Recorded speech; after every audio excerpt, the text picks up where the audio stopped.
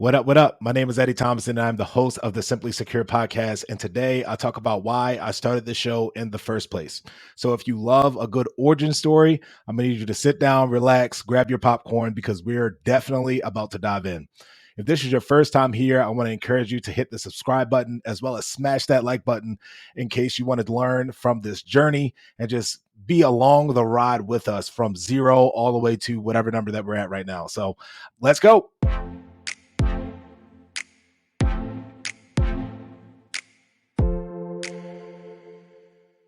What's going on, guys? It's Eddie Thomason here, host of the Simply Secure podcast. I just wanted to jump in and honestly record an episode that's a little bit different than what you'll hear from the rest of the episodes that's going to be on the show, primarily because it's just going to be myself talking to you guys about why I started this show in the first place. I mean, at the end of the day, I think we all have origin stories, reasons why we start doing some of the things that we do in our careers and in our lives. And I'm hoping that this episode will give you a little bit of insight to why I started the show in the first place. Also, give you a little bit of insight to what you can expect to hear, and as far as the content and the types of people that's going to be bringing on the show. And hopefully, maybe this also serves as a little bit of encouragement to people who maybe haven't just dived into the podcast, like took that leap of faith yet, right? Like maybe you've been thinking about an idea of a show that you wanted to start and you just didn't, for whatever reason, just been procrastinating and putting it off and putting it on the back burner. But maybe as you start to hear some of the origin stories about why I created this show, hopefully that may be a little bit of an inspiration to why you're going to start your own show now and add value to a community that honestly needs to hear your voice and needs to hear what you have to say because you are an important individual. I don't know if you heard that before, but it is absolutely true. You are an important individual. Okay. So let's start diving into some of the things that I want to talk about. I kind of got a little bit of an outline here. And as I start sharing some of this stuff, I just want you guys to be aware that if you're on YouTube, you might be seeing me look over at this screen a couple of times because I'm trying to follow this script and hopefully make this a concise episode. But if you're listening to me, then doesn't matter to you. So with that, let's go ahead and start diving into some of this content that I had for today for you guys to listen to. Okay. So I feel like the best place to start this origin story is to really give you guys a little bit of insight. So let's take you back to where I was about 7 months ago inside of my life, because how I ended up in this cybersecurity space is a little unique in the fact that I did not exactly plan on being here, right? It kind of happened because I personally believe, I think our Heavenly Father just started opening up different doors for me and allowing the right people in my network that I already had on LinkedIn to start sharing the content and things that was created. Because of this scenario that happened that I'm going to start bringing up is the reason why I ended up in the cybersecurity space in the first place. Okay. So basically, about 7 months ago, we were living in New York, me, my wife, and my two boys. Got a 3-year-old, and by the time this episode comes out, my second one will be 2. So, but yeah, we were living in New York, and what happened is I basically switched roles. So I'm from Baltimore, born and raised. I ended up basically accepting a job offer that was going to get me closer to my side of the family, my side of the, being able to spend time with my mom and my brothers and sisters and things like that still lived in Baltimore. But we wanted to move to Delaware, right?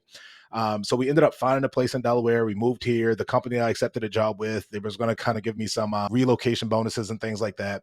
And when I moved here, I, found a place as soon as I possibly could. We ended up moving into this simple single family home that was in Delaware. Very excited about the change, very excited about the transition, and the ability to just live our life, right? In a different area, different state with different people. And what happened is on a Thursday before the following Monday I was supposed to start, that Thursday prior to that Monday, I got a phone call from who would have been my boss's boss. And he was just kind of giving me the rundown of what to expect on the first day and things like that. And then I basically asked him, hey, what podcast can I listen to really learn about the tech space? Because the job that I was getting into was still in tech, but it just wasn't cybersecurity. It was more so of like a recruiting role. And because I asked that question, it led him to ask me, well, where did you end up finding a place? Right. And I said, well, we moved to Dover, Delaware, because that was where the most affordable place was at the time. And that's where I wanted my family to really be planted and seated. Right. So that phone call was a quick transaction or quick interaction that I had with, like I said, who would have been my boss's boss. And then from there, he basically called me back, maybe, I don't know, like 2 hours later, and said it was an issue.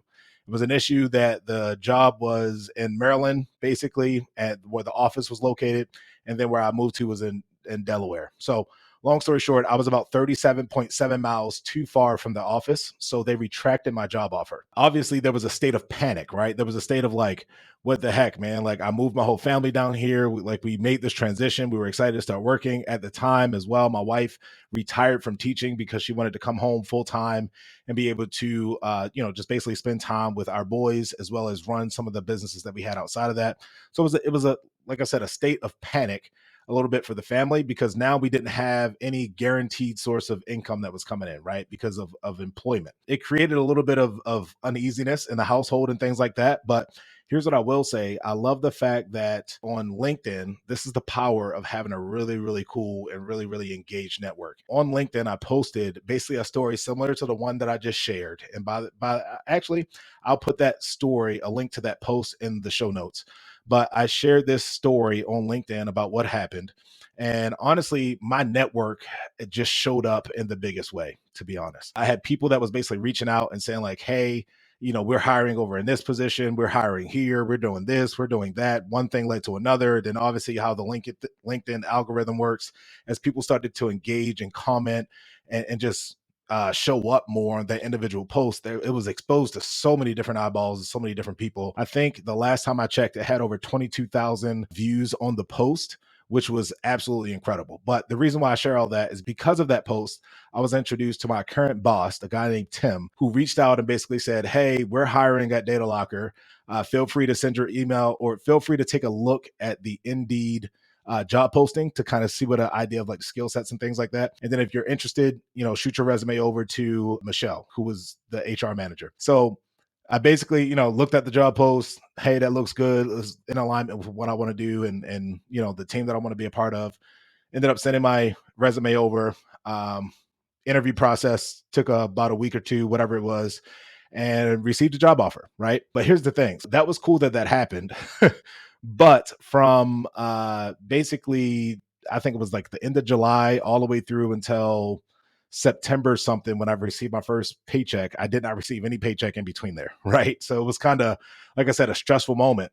But it was because of this mishap, right? This unfortunate event that happened in my life as far as moving to a new state to start a new position, and then that position being taken away before I even started because I was 37.7 miles away from the actual physical office location. They took away that job offer, but it opened up a new door, a new opportunity for me to work with a company that actually I love. I love the people. I love the environment that I work in. I absolutely love this industry. Like, I absolutely love it.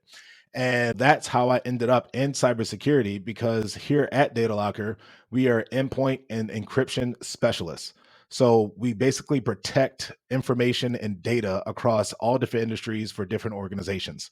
So that falls in the category of cybersecurity. Now, what I learned as soon as I got here is although, I come from a traditional sales background, very consultative when I sell, never want to push a product on somebody just because they need it, but I literally try to find if our product solves a problem for that organization. And if it does not, I love to have recommendations of other companies that I can point them in the direction of so I can really become a resource for them instead of just being the guy that's trying to sell them something, right? Now let's kind of switch gears real quick and start chatting about why I created this podcast in the first place. And I'm gonna be 100% honest with you guys. What you'll find on this show is that I am very transparent. My wife says I'm honest to a fault because I just share everything as an open book, right? When I moved into this industry and transitioned into this industry, I had absolutely no idea, like no idea at all of the lingo and the different things. Like I worked in tech sales in the past in regards to like selling copiers and knowing about some of the different network configurations and things from that perspective. But as far as network security in itself or cybersecurity in itself, all the lingo, all the acronyms, everything is just flying over my head, right? So, number one reason for starting this show is primarily because I just did not know anything, right? I was very new to the industry, very just raw. So I figured the best way to learn about something new is to talk to professionals and people who've been here and created success inside of the industry and can provide knowledge and is open to providing that knowledge.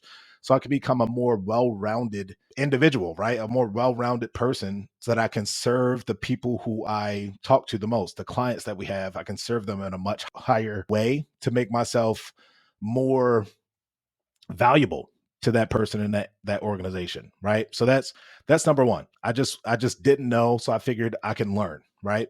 Number two, I wanted to be able to connect with people in a raw, organic way to build my network. Inside of this industry, I had no network.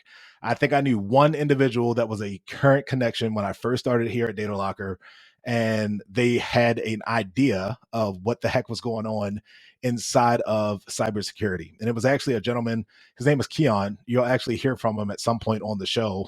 We're just finding out a time where he can actually come on and speak. But I met him inside of a book writing club that I was a part of. And that was the only connection that I had. Honest to God, only connection that I had that knew an inkling of cybersecurity and what it meant and how to give me any kind of insight as to what to expect or the different realms of cybersecurity or the different brackets, like the subcategories and things like that.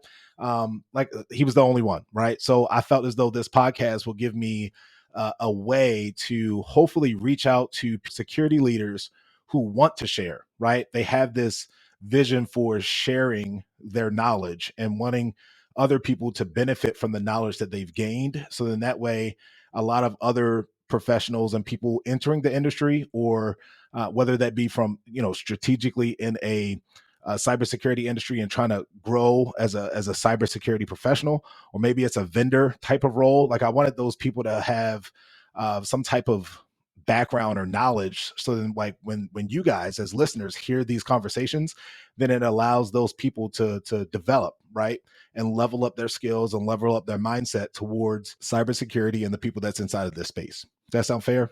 Because here's the truth. At the end of the day, your network is your net worth. And since I'm in sales, I would love to be able to develop genuine relationships to where as though when people need something, they reach out to Eddie. I don't want to be in a position where I have to fight, claw, scratch to get to the next person to hit quota. I literally just want to be a person that adds value, and the security professionals that I work with see that I add value, and then they want to do business with me. And our product obviously solves a problem, right? Solves a problem that they have. Now, with all that being said, I would say I initially wanted this show to be initially geared towards CISOs specifically. And if you don't know what a CISO is, it's basically a chief information security officer. Like that's what initially, when I was coming up with this idea in my head, I was like, oh man, this show is going to be great because it's going to be where CISOs come to get information from other CISOs about how to grow and things like that. And then I basically, did some research and found out that there were podcasts out there that was already like that. They already had different conversations with CISOs, and it already established a pretty good understanding. And a lot of those that I started listening to, like CISO headlines, right? And oh man, it's another one. It's like CISO, I think it was CISO series is another one that I listened to. Tech in Maine, I believe, is another one that I listened to. So with some of the ones that I mean, like it's already been done, right? It's already been exposed, and I didn't want to